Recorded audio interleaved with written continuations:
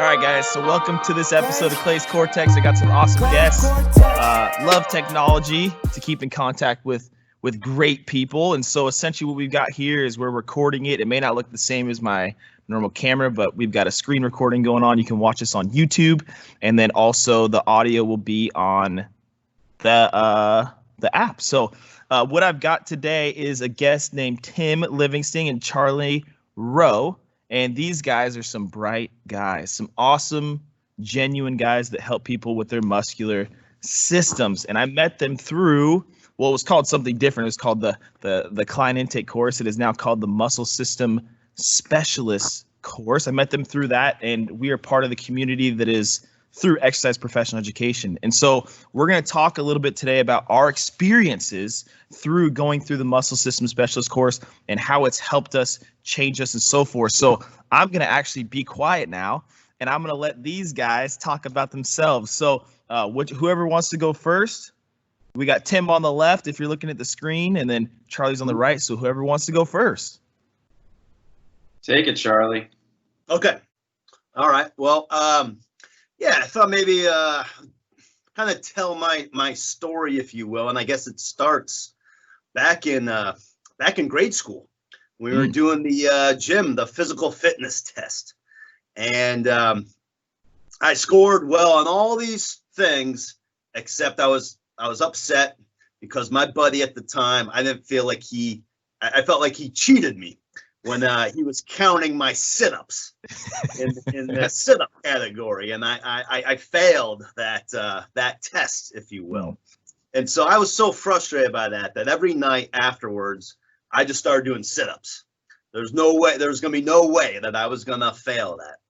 And so next time we do it, I passed that with flying colors. And I noticed something then, that I wasn't the most talented athlete. I did soccer, I did karate, I did things like that, and I wasn't the most skilled, but my fitness could atone for that.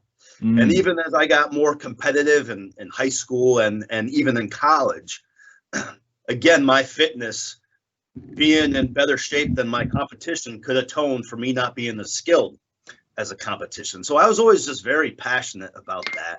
And it was my senior year of college that, I was going to school for business, and I thought, man, if I could make a living being in the fitness business, doing this, I'd love going into work every day. Yeah. Oh, yeah. I made that leap of faith. I got a job working as a behind the desk guy, if you will, in the fitness center at a country club where I'm from, Oak Hill Country Club, for those of you that follow golf, and worked my way up. I got certified. I earned the right as a personal trainer, and I started working with these people, and I loved it. And I just loved exercise. But then I came along this frustration that people were having injuries. People were having aches and pains, and they'd cancel appointments because their back was hurting, their shoulder was hurting. And that frustration really got to me, because they would get discouraged and then they'd stop exercising, stop training altogether. Okay. And these were people, this is a population that really needed it. They were a little elderly. They had, they had issues, and their doctors were encouraging them to exercise. So, that frustration led me down this different educational path, and lo and behold, I end up, connecting with Greg here at Position Fitness and making the leap to move out here to Columbus. And, it's interesting how, all three of us at one time, we were doing some pseudo therapeutic type techniques, which was cool, and they served us well. Yeah. But the thing that, that's become, that I'm super excited about, that I get to show up to work every day, is we get to use this thing, exercise, right, to help solve people's aches and pains, and we keep them healthy. We keep them exercising. We have them exercising, pain-free. Not to say that we don't run into issues and problems and things like Right. that. And, Oh, yeah. you know, life happens to clients. But the more I look at the stuff and the more I grow as a muscle system specialist, the more I'm sold on the power of exercise and how Right. important it is. Love that, man. Absolutely. Love that. Yeah. All right. Yeah. Love that. Yeah. So, I'm Tim Livingston, and like Charlie, I started early in my life with the love of moving, which later becomes exercise. And it just basically, I just love to move. Like, that's just it. If I'm not moving, and to this day, I get very irritable and angry. So this whole shutdown is driving me crazy, because I have to move. I can't sit in front of a computer. That's just not who I am. Right.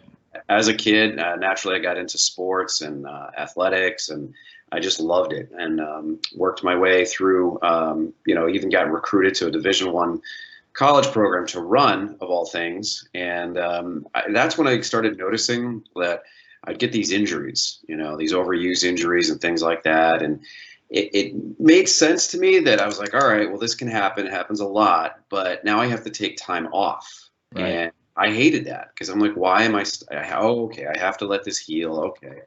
And then the symptom would go away, and I'd go back out, and then something else might hurt. So I was dealing with all these different injuries, and no one seemed to have the answers. And at the time, I was like, all right, well, I'm going to go into athletic training. And then I kind of fell into exercise physiology and ended up with a degree in exercise science with the pursuit of exercise for myself, and to help people. And that led me to an internship, which was a job as a personal trainer, which at first I thought, why be a personal trainer? I have a degree. Right.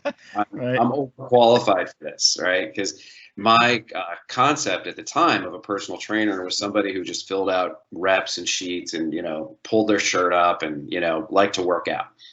And unfortunately, that's pretty much 90% of trainers out there.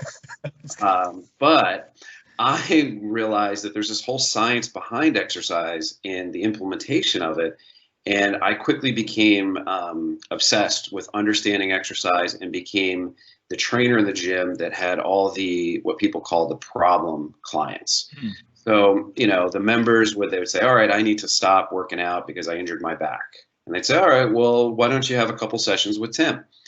So I'm like, okay. So quickly my book became filled with people who were trying to leave the gym, and I was trying to come up with creative solutions to keep them in the gym for their memberships, and also just to give them exercises. And it was great, and I loved the challenge, but it was also very frustrating because it was a lot of trial and error. It was a lot of trial and error.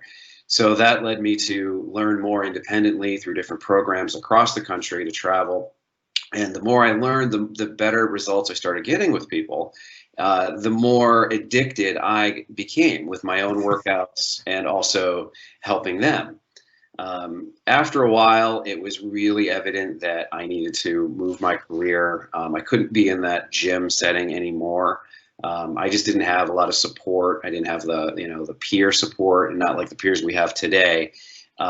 Nobody was really thinking the way I was thinking. So I ended up opening up my own business, started Live Fit. And, that's when I started, meeting you guys with the client intake course and things like that, and that pseudo therapeutic,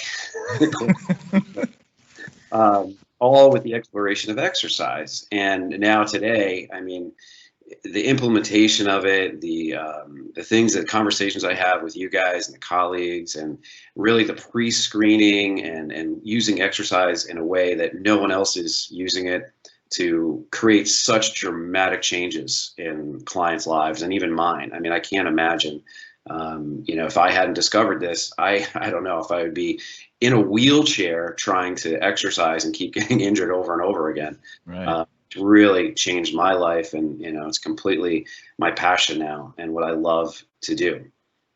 But you said something there, Tim, at the end that really struck me. And I think it's worth mentioning that, I don't know, had I, not come out here to Columbus, took that leap of faith to come out here and work with Greg, I don't know if I'd still even be in this industry. Right. And I think I can honestly say that. I'm grateful that I am, and I'm grateful that I can still, make a living doing it. Yeah. Grateful that I'm excited every morning to wake up and come into the office. Mm-hmm. Yeah, it's a big deal, man. I mean, it was funny, like Tim, what you said. Like I remember that quote. It's on the Exercise Pro Ed Facebook page, is their cover page. It says, "Exercise is not a mere variant of the condition of rest. It is the essence of the machine or our body, right? And us being able to move." And sorry, let me reference that. Sir Joseph Barcraft, 1934. I think that the more and more I think about it, we do need to move, right? Like we definitely need to move, and it's something that is an essence of our body. It's something that we need to do, and I think people are starting to realize that with this whole lockdown with COVID-19. Like I've probably seen more people walking than I've ever seen, like just in this whatever month span we've been closed, which is mind blowing to me, right? So, yeah, I guess I'll talk about my journey a little bit. Let's see. I was a small kid growing up. I didn't really exercise at all through high school because my godfather told me, like, don't pick up weights until you're 18, right? And I mean, he played in the NFL for, and this dude was jacked. I remember seeing him, and I'm like, oh my gosh, like he's jacked, right? Like, whoa. I mean, he played in the NFL for, gosh, I want to say 16 years. Never had an injury playing in the NFL. It's on the all-time interceptions list, like number 5, right, in career interceptions. And so, of course, I'm going to listen to him. But at that age, I didn't really know, like, oh, yeah, he played football. But when I got to really know him and when I was able to actually understand, like, oh, that's my Uncle David, he was coaching. So when I look back, I'm like, wow, he actually played football, like, holy cow. And so I think that I've always been active to some aspect. I played sports growing up. I played a sport every season, unlike kids nowadays, right? So I play, like, in the fall, I played soccer. My mom would not let me play football until I got to junior high, and it was free. I think I played 2 years there, did well, but then I was like, dude, I saw those guys in high school, and I was like, dude, I'm so small. Played basketball in the winter and then baseball, and I think I just really gravitated towards baseball. I think that the sport itself kind of matched my temperament, right? It was kind of like you're an individual playing on a team, interacting as a team. And I think I enjoyed that because I put a lot of pressure on myself. And so I might have worked really well that way. And so I played in high school. It was really small. I mean, I graduated high school at like 5'5", 135 pounds, and was not a big dude.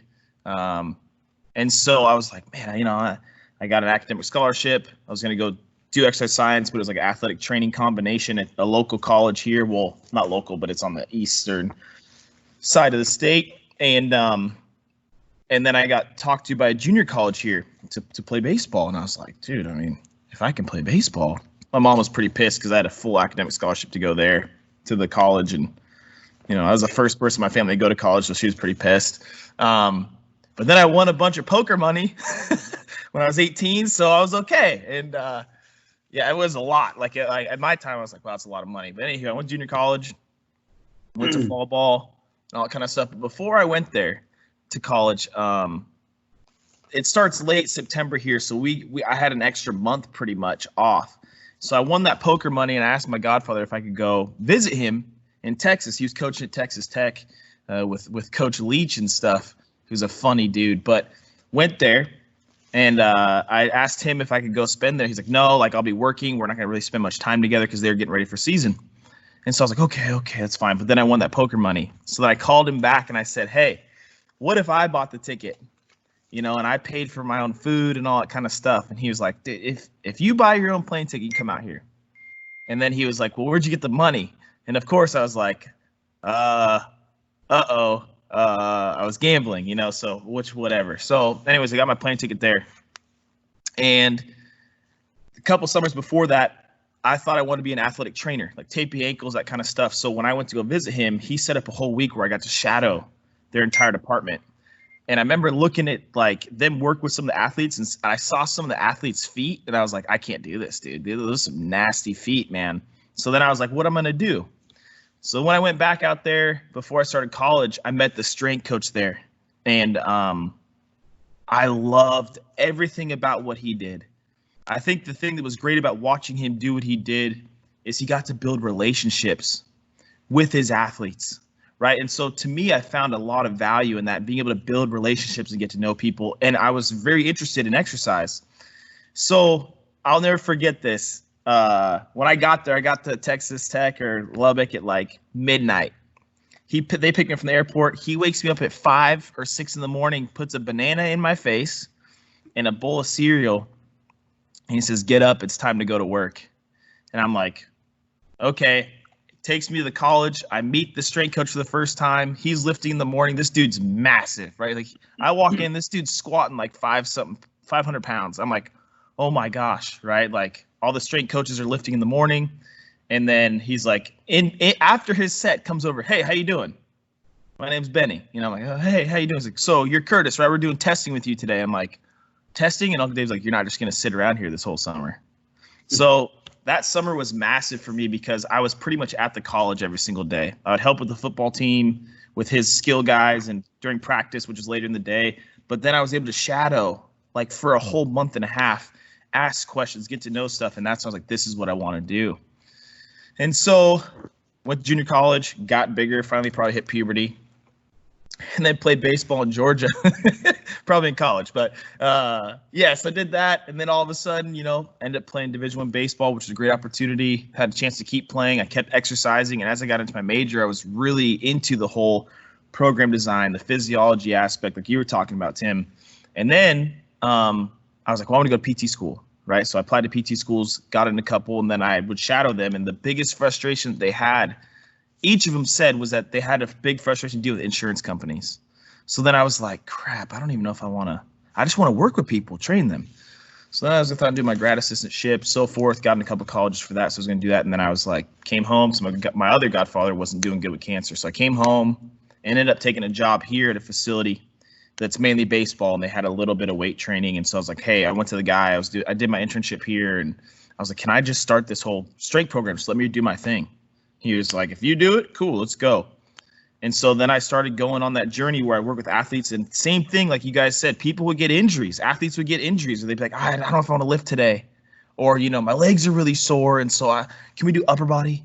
And I'm just like, yeah, that's fine. That's okay. Because, I was excited and so forth. But I started seeing this stuff, watching people move and realizing I'm seeing something, but I don't know how to dissect and figure out what to do.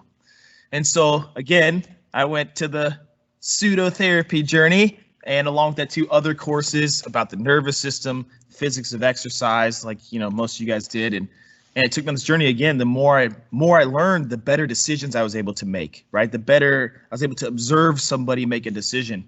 And so then all of a sudden, I got married. Well, I was dating her for a while, but got married, and I was just so frustrated with my work situation, not because of the work I did, but because of the fact of the business stuff and whatnot, where I was trying to help it grow. And, I like to go. Like when I'm ready to go, I want to go. And so I felt like I was being held back, and then I felt like the people I was working with were being held back. So my wife was like, you need to start your own business. And I was like, no. 6 months into marriage, I was like, no. I was scared, dude. I was really scared. I was like probably 25. I don't know. I was scared, man.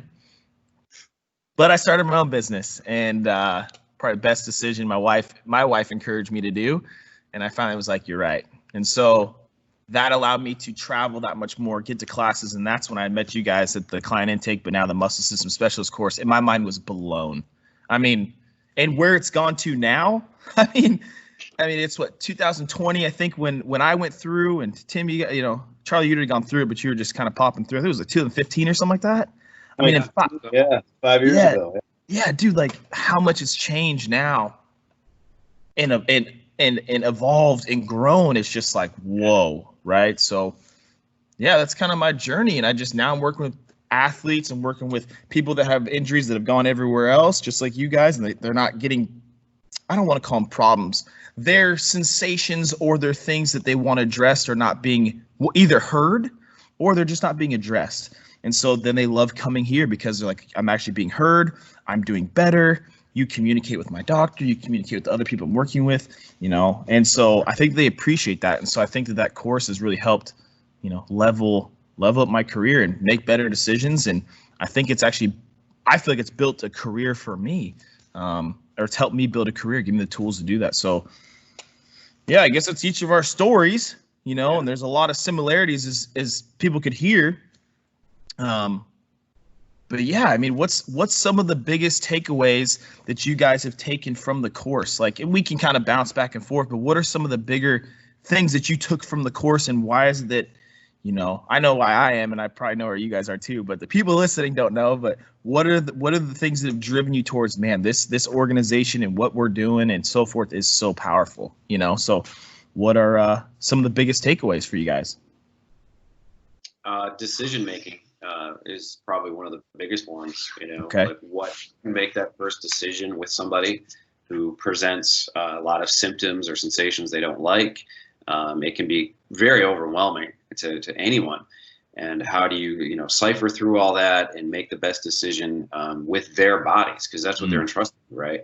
All right, I want to get better, and how do we do it? And taking in all this information and then having a system to go through it so that you can make the risk-averse first decision for them and be able to explain and articulate it to them so that they can understand it. So that's one of the biggest things for me. I love that, man. Can we ride on that for a bit? Yeah. Well, I agree with that. Yeah, So, go ahead, Charlie. That's what jumps out at me is what I've been focusing on these last couple months, even during this pandemic, is okay, can I get better at, here's the information I have, and can I get better, like Tim said, can I get better at making that first decision? And what I notice is the better I get at doing that and corroborating information and putting that together, executing it is easy. Easy. It's the actual, can I take all this information about this crazy human body? And I think it's important to stress that we're always working with limited data. Right. I mean, there's so much. Yeah, it's only what they tell us. You could collect. There's also stuff that the client just forgets to tell you and share with you. I'm sure you guys experience that. Oh yeah. Either during assessment or, a couple weeks in working with them, and you stumble on a landmine that you didn't think existed, and the client says, "Oh yeah, well I forgot to tell you that I broke my arm when I was in the 4th grade," and you're just like, "Well, that's not important, right? That's not."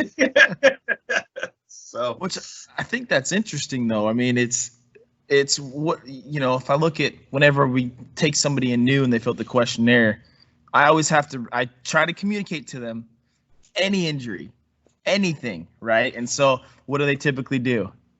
Well, the current injury area, right? And they don't fill out the other stuff. And you're like, okay, let's pause a second here, Mrs. Jones.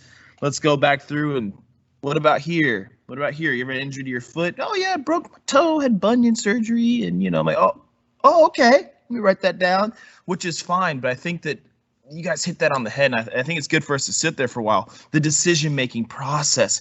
I thought what was really cool, Tim started that off, and then you, Charlie, said executing it is not the tough part.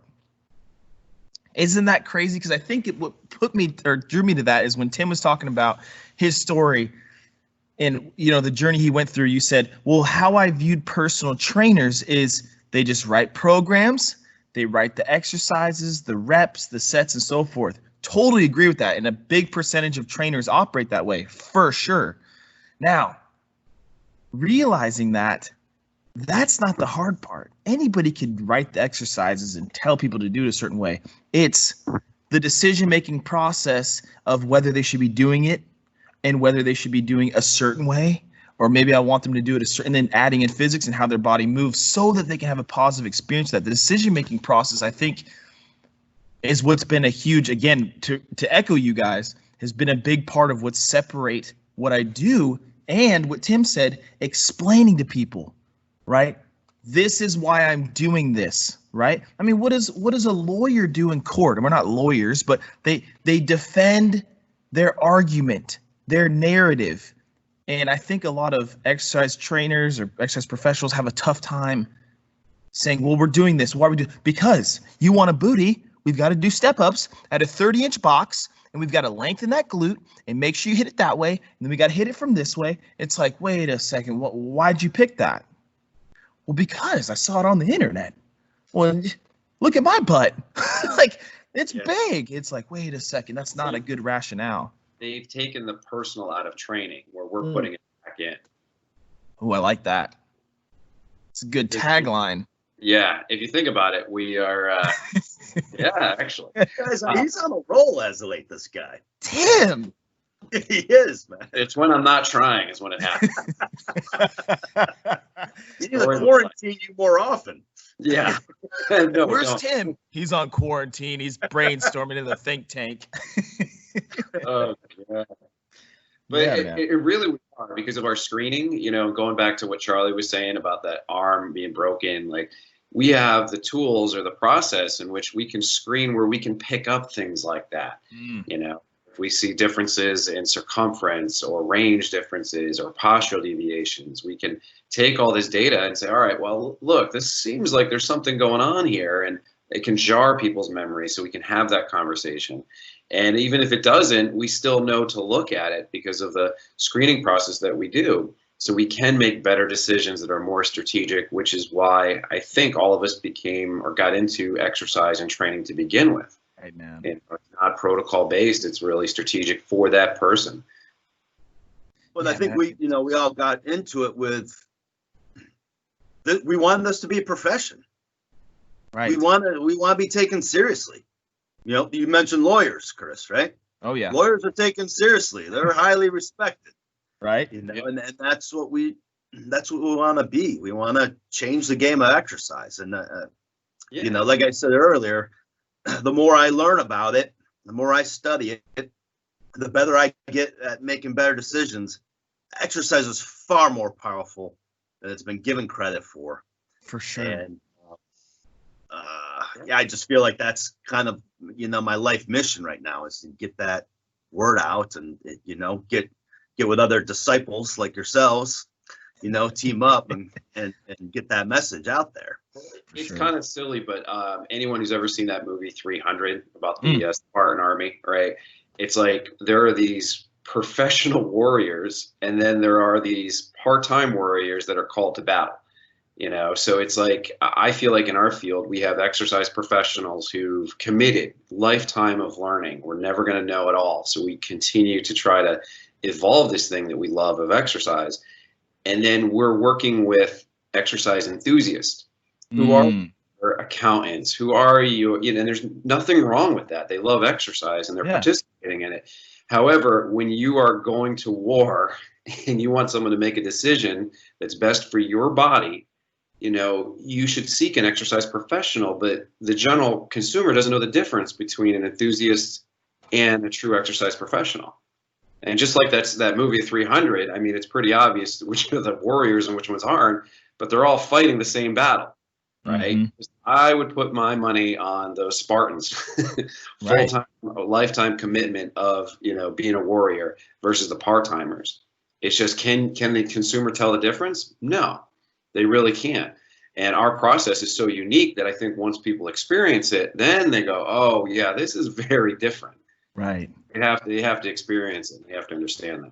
Yeah, I think that's a good point. I mean, for them to actually experience it, right? And I think what's cool is that, and I've heard this from clients that have come in brand new, so forth, or they won't say anything at first, and then a couple sessions in, they're comfortable with me, even more comfortable, to where they'll just speak their mind, and they're like, this process started from the time I walked in for my consultation, didn't it? Like, you essentially were assessing me from the moment I walked in through your door. That's when the process started. And you were already so committed that even if I signed up or not, you were good either way. And you were going to be honest with me and let me know. I don't know if I've had many people tell me, like, hey, I don't know if I'm going to be a good fit for what you're looking for.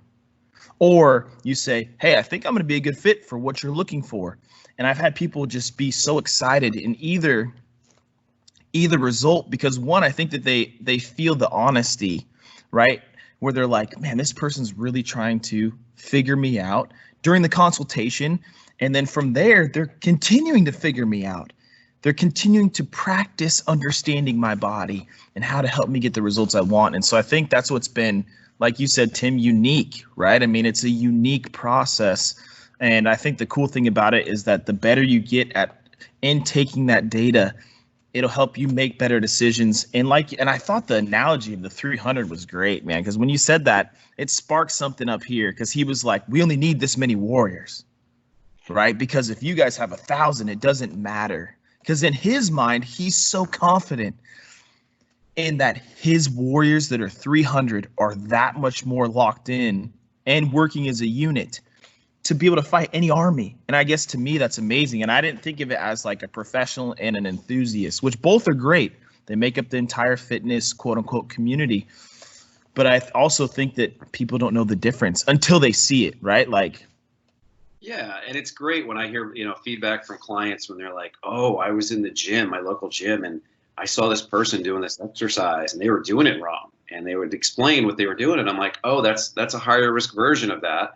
Yes, but now they're an informed consumer, whereas before they never noticed. And that's the problem is, most of the consumers are not informed. They don't know the difference. But when we're able to communicate for their bodies and they realize, oh, exercise should be done a certain way, and there's high risk and low risk applications to it, then they can notice and observe in a whole different way. So you completely change their worldview of exercise, which is very important. For sure, man. Well, let's continue with the worldview thing.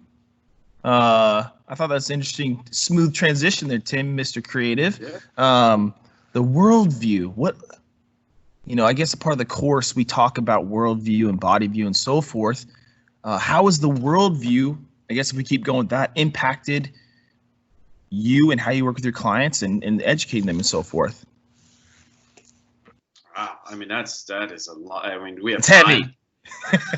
Let's just truncate it as best we can. So that is deep. So let's talk about I don't know. Let's not get too deep with it. But let's say worldview. Like what did you mean by when you said, well, their worldview?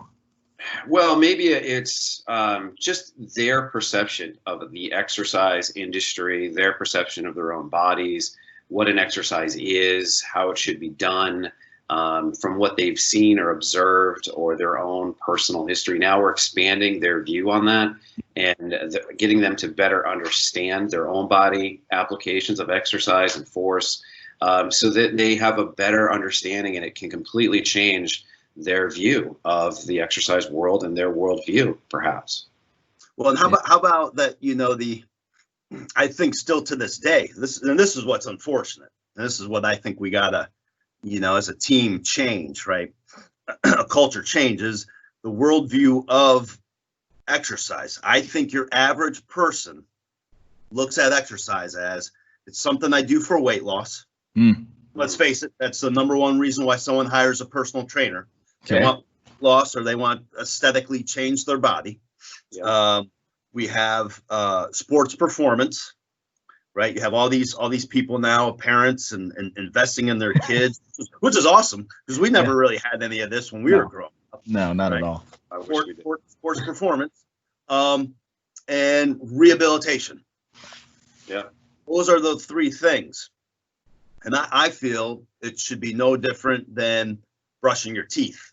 I think because it falls into those categories, and they might see someone that's really into it, and they're aesthetically very, very fit, very muscular. They get turned off by that. They feel like that's what I have to do, or that's what that's all about. And it's not. It doesn't have to be. And what you said, Charlie, those three main reasons, those reasons are all pretty much forced. Like, oh, I'm getting too heavy. I need to exercise. Doctor says I have to exercise, right? Yeah, you're right. Sports. Okay, I got to do this if I want to make the team or to stay competitive. This is what the team is doing. And then the last one is you have to do this. Your joint is, we're going to replace it. We're doing this. You have to do these exercises.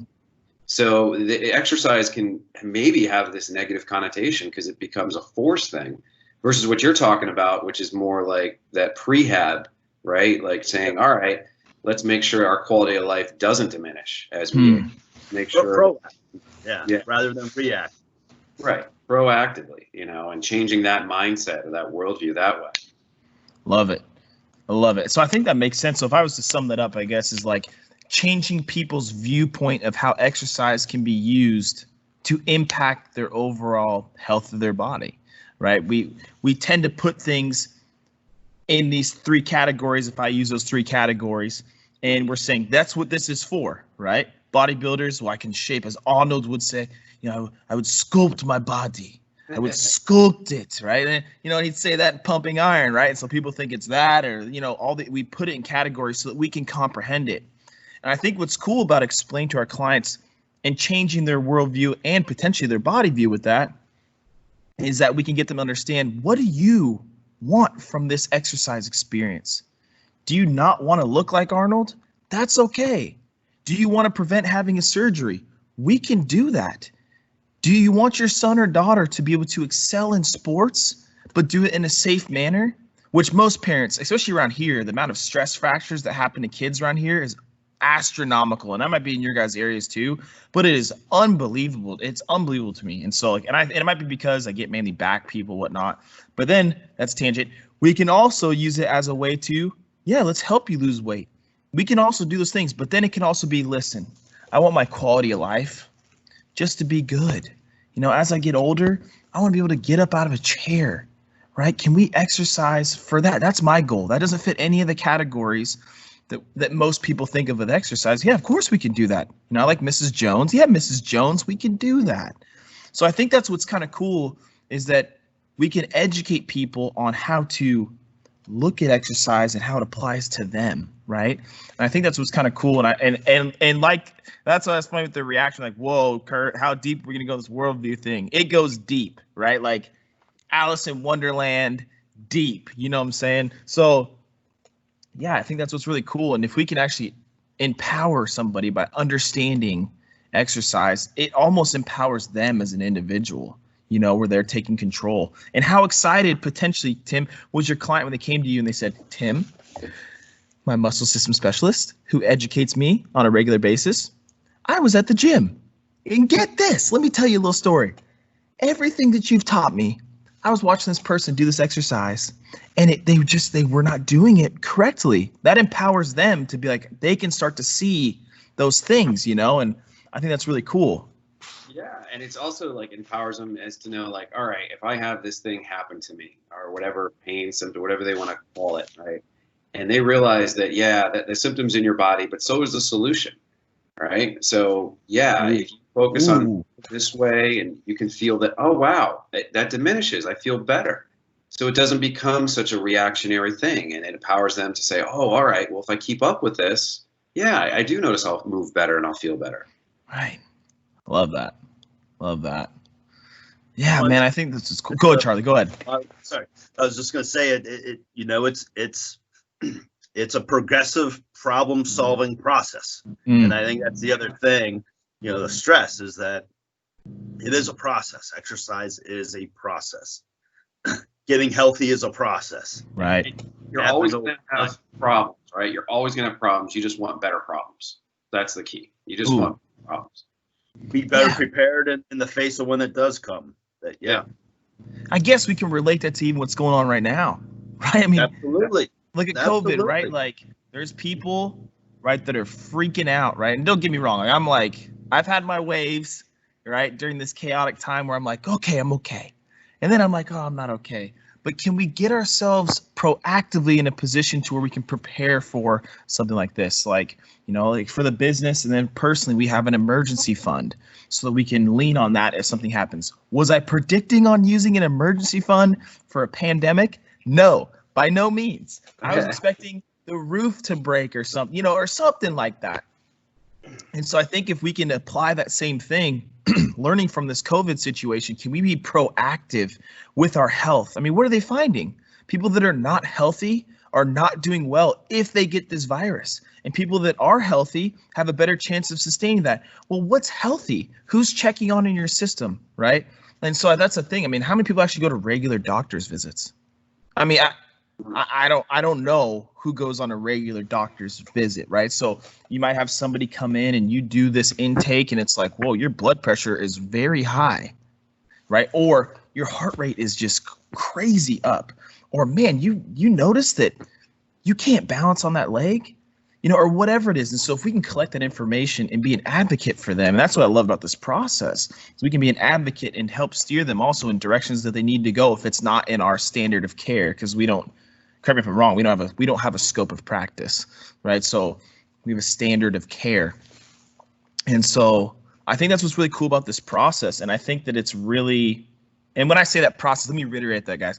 The muscle system specialist, the exercise professional education process, let me reiterate that, because we're kind of going all over, but that whole entire course is so involved for us to be, I like to say, level up. It helps us level up and continue to grow in our journey or our career, because let's be real, man. Like you guys, like when I went to the course, I met people that were career fitness people.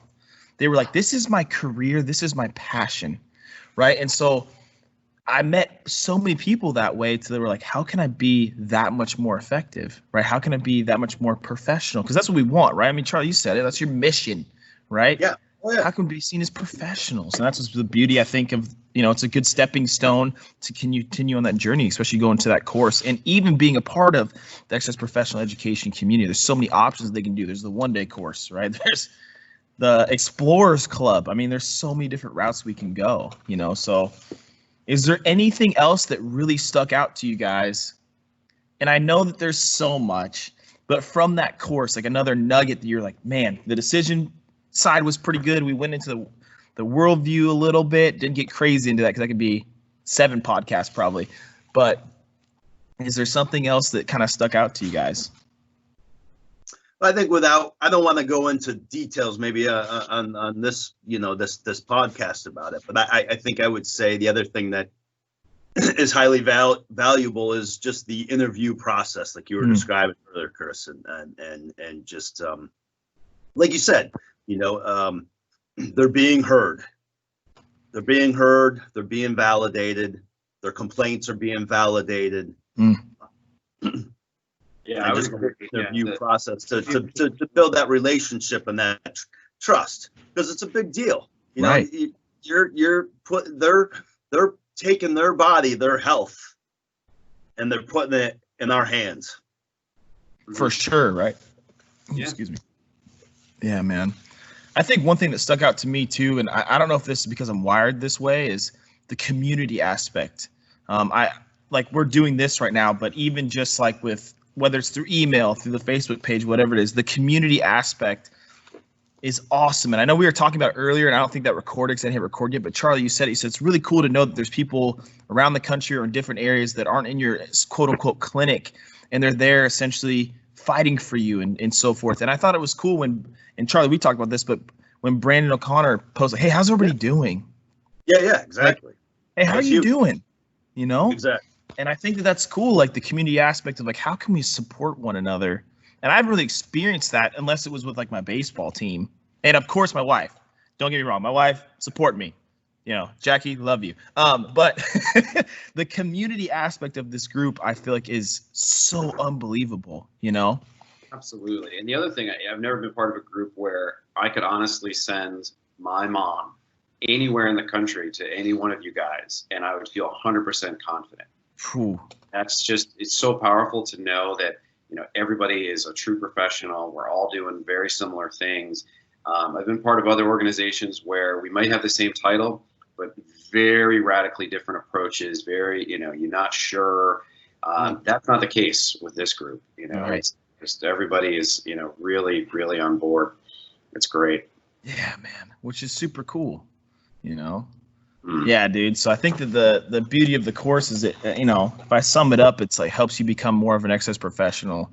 The community aspect, the decision making of where to start with somebody is it's really been helpful for me with program design, that kind of stuff, as you guys said too. And then the worldview, I guess, essentially, if I summed it up, is being able to educate our clients on how to think about their body in a more, hey, you've got the tools to solve this problem inside of you. I thought that was really cool how you said that, Tim.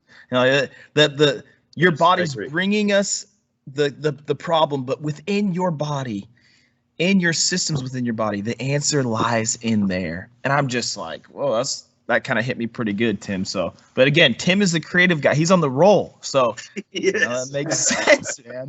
So, But yeah, man, I think that's pretty cool. And we'll probably do another one too, like just more about the other courses and so forth, or just different topics. Yeah, Definitely. Yeah, I think this will be well, especially with, being able to communicate and so forth, and how we can educate people. Because I think the biggest step, and I think it was Tim that said it, was the consumer doesn't know, right? And that's like the biggest thing. If I watch Shark Tank, oh my gosh, I don't want to invest in this product because the amount of education you have to do to get people to understand how to use this, special hose to clean just your gutter or whatever it is. Yeah. There's so much education. It's not just a pop and play or whatever it is. And the human body doesn't operate that way, right? It's not a plug and play. And so if we can start to educate people on there's a different process that can help your body function as best as possible to meet a plethora of goals, depending on what your goal is, let's do it, right? And so I think that's what's kind of cool about this episode is hopefully we can use this as a way to continue to educate people. Maybe we keep doing little nuggets like this. And educating the consumer, right? Like we've got to do that. Yep. Excellent. Absolutely. Yeah. So that's kind of the end of the episode, but I want to ask you guys, where can these listeners find you guys? Can they on social media? Is it, where if they want to ask you guys some questions, where could they find you? Yeah, I mean, absolutely. It's Live Fit in Connecticut, Trumbull, Connecticut. At Facebook, Instagram. Any questions, fire away. I've got plenty of time. I love it. How about you, Charlie? Yep. Physicians Fitness in Columbus, Ohio. I'm on Facebook. You can add me there as a friend. LinkedIn. I have an Instagram account as well. So more than happy to, interact and answer any questions anyone has. Love it, man. Yeah, and so guys, I will tag their stuff in the show notes so that it'll be easy for you just to link and find them pretty quickly. But yeah, you'll see their names there. But I just want to say, thanks guys for doing this. This was fun, and thank you. Thanks for having us. Yeah, man, keep it rolling. So this is Tim, Charlie, and Curtis signing out. We'll see you guys next episode.